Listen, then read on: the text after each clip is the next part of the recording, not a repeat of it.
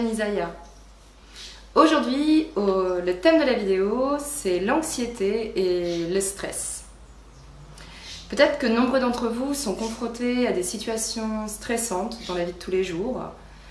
Peut-être devez-vous faire face avec de l'anxiété croissante.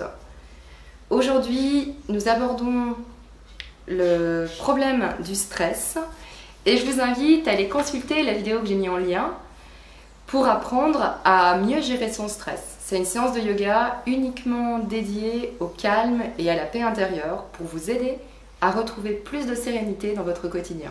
Pourquoi vit-on du stress, de l'anxiété? Alors, le stress, c'est une réaction tout à fait normale de l'organisme. C'est une réaction qu'on appelle d'attaque ou de fuite, qui nous servait et qui nous sert toujours à réagir rapidement en cas d'agression ou en cas de problème mettant en jeu notre survie. Ce qui se passe actuellement, c'est que la société, elle a évolué énormément et la société nous expose continuellement à des stimulus stresseurs et notre biologie, notre cerveau a très peu évolué.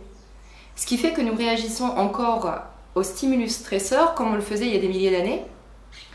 Or, à présent, on est continuellement entouré de stimulus stresseurs. Déjà, comment se déclenche le stress? Alors, le stress, ça se déclenche au niveau des reins. C'est les reins qui vont produire deux hormones, le cortisol et l'adrénaline, qui vont aller envoyer un message au cerveau. Et le cerveau, lui, va commencer à produire de la noradrénaline. Et c'est ce neurotransmetteur qui va mettre un message d'alerte et qui va préparer le corps à fuir ou attaquer. Alors, le problème, ce n'est pas le stress ponctuel, c'est le stress chronique. Que se passe-t-il dans le cas de stress chronique? Le cerveau n'arrive plus à évacuer les neurotransmetteurs du stress qui s'accumulent et qui vont causer bon nombre de problèmes.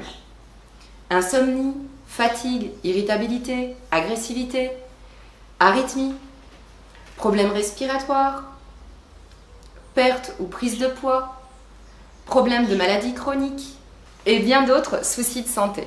La solution réside dans deux facteurs différents.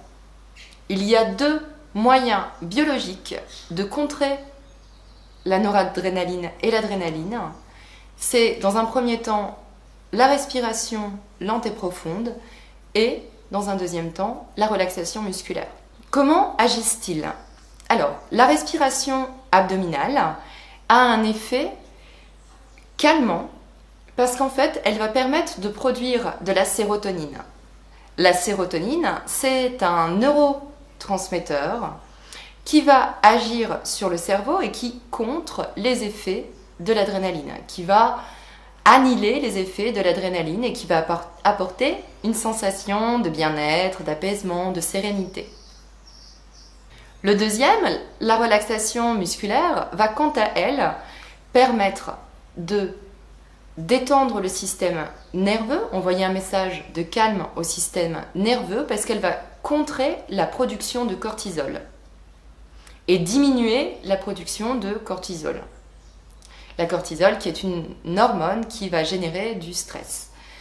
Et aussi, la relaxation musculaire entraîne une modification des ondes cérébrales. Les ondes cérébrales vont passer en mode alpha. Et les ondes alpha, c'est les ondes de grande relaxation détente.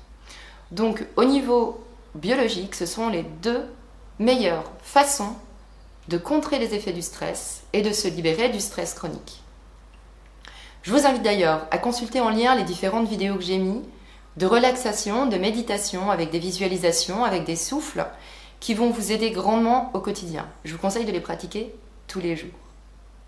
Après, il y a aussi d'autres soutiens qu'on peut prendre pendant des périodes d'anxiété.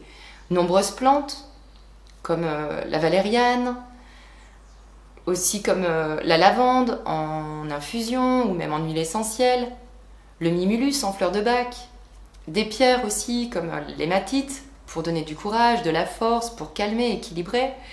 Il y a beaucoup de solutions.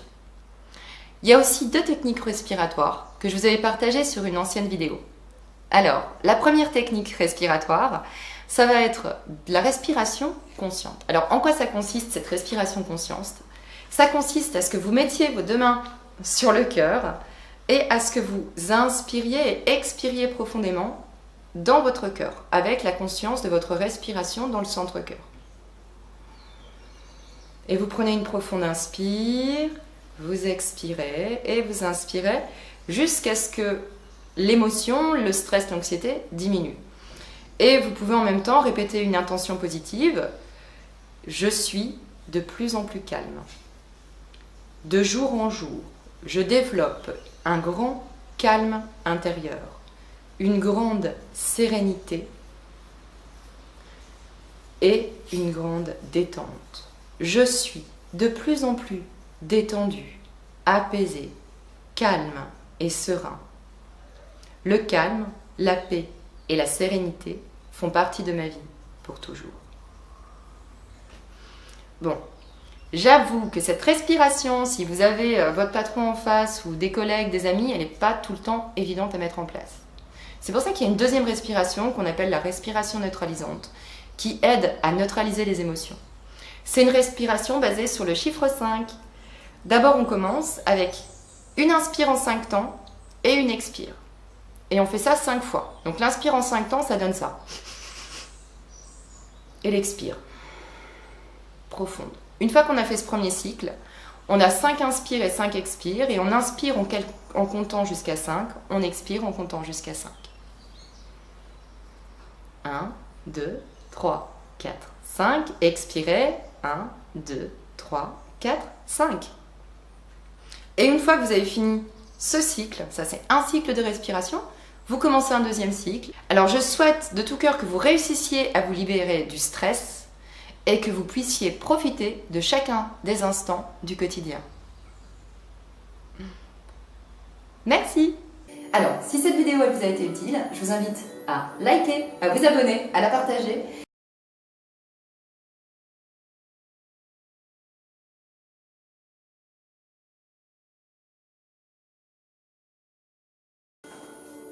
Bonjour. Bonjour, c'est Héloïse de la chaîne Isaiah. Aujourd'hui, je te fais la corticotrophine. J'ai réussi à le dire, ça c'était pas évident. Donc,